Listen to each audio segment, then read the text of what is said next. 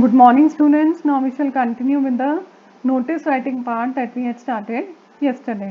कल हमने देखा कि कैसे फॉर्मेट क्या होता है नोटिस का और कैसी लैंग्वेज आपको उसके अंदर यूज़ करनी चाहिए, किस तरह से हमको लिखना चाहिए उसको.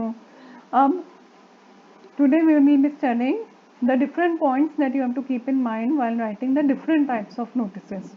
For example, पहला एग्जाम्पल जिसके बारे में हम स्टडी करेंगे, नोटिस किसी मीटिंग के लिए आप नोटिस देना चाहते हो, कोई मीटिंग बुलाना चाहते हो या कोई मीटिंग होने वाली है उसके बारे में आप इन्फॉर्म करना चाहते हो, तो उसमें क्या क्या होना ज़रूरी होता है.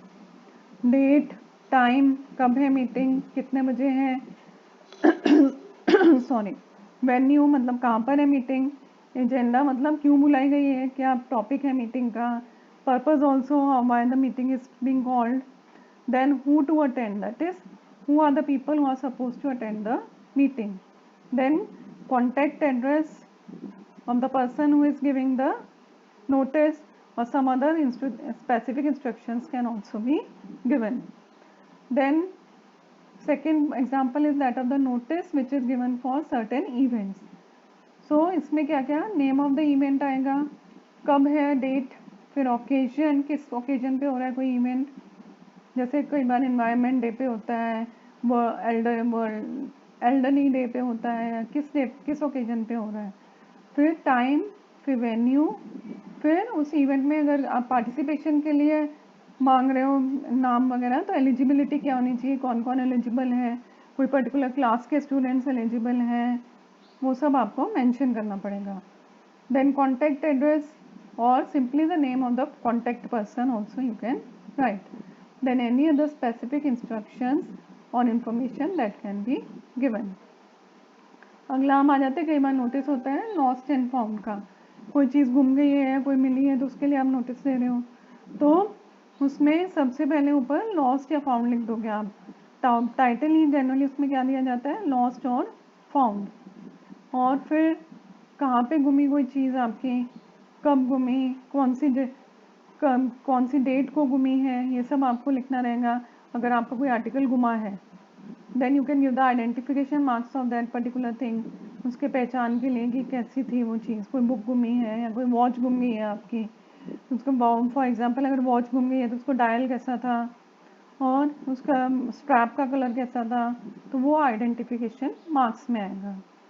Then the contents, for example you have lost a suitcase, then what all things were there in that, then whom to contact, then when and where to contact. और अगर आपको कोई चीज़ मिली है, अगर आप यू हैव फाउंड समथिंग, उसके लिए आप देना चाहते हो, तो आइडेंटिफिकेशन मार्क्स फिर आप नहीं दोगे, थोड़ा सा आप कलर या कुछ मेंशन कर सकते हो.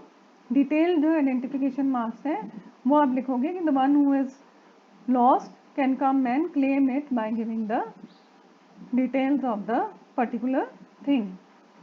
फिर आ गया अगला टाइप होता है नोटिस का, अपील और वार्निंग.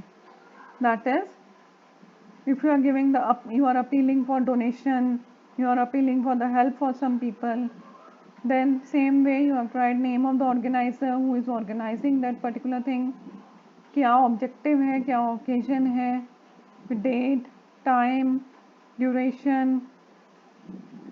देन अगर जैसे आप कोई अपील कर रहे हो कि डोनेशन के लिए, कि आप you wanted the students to donate the old clothes और ओल्ड थिंग्स, तो कहाँ पे कलेक्ट करने हैं और कौन है जिसको आप दे सकते हो. All these things have to be mention. Then place और venue, then wording should be there, content should be there, then contact address, all these things they are common. Then if you are writing the notice for tours, camps or exhibitions, so the school is organizing an educational tour है, कोई camp organise कर रहे हैं, science exhibition हो रहा है, तो ऐसे जो नोटिस होते हैं उनमें क्या रहेगा, the name and nature of the tour that is being conducted, then occasion, अगर कोई पर्टिकुलर ओकेजन है जिसको कंडक्ट किया जा रहा है, वेन्यू मतलब कहाँ जाएंगे, लेकर के जाएंगे, then date, then all the other proper information have to be given, then what will be the fees for that, what will be the duration, and then the contact address. अब एक और category आती है change of name की, वो कभी कभार question आ जाता है, mostly you don't get the question about that, but even then I will explain to you.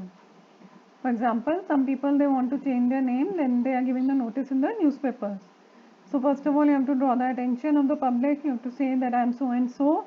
My earlier name was this, and I want to. My father's name is this, and then you will give your address, and then you will write that my new name will be this one. मतलब अब से मुझे इस नाम से जाना जाएगा. So these are the different types of topics that you might be getting in the notice. So tomorrow I'll explain you the different examples of the notice, and after that I'll be giving you the questions related to them.